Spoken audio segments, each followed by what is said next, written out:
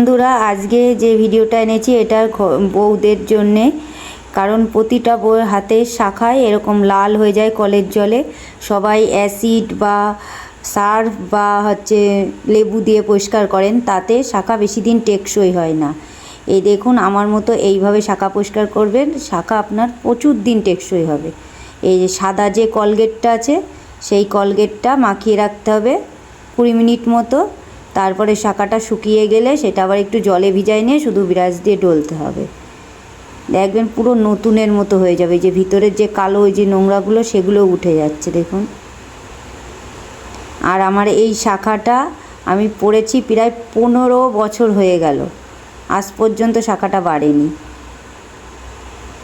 ওই জন্যে আমি এটা করি, তাই ভাবলাম তোমাদের সাথেও একটু শেয়ার করি, তোমাদেরও এই টিপসটা কাজে লাগতে পারে। তো ভিডিওটা ভালো লাগলে একটু শেয়ার করে দিও।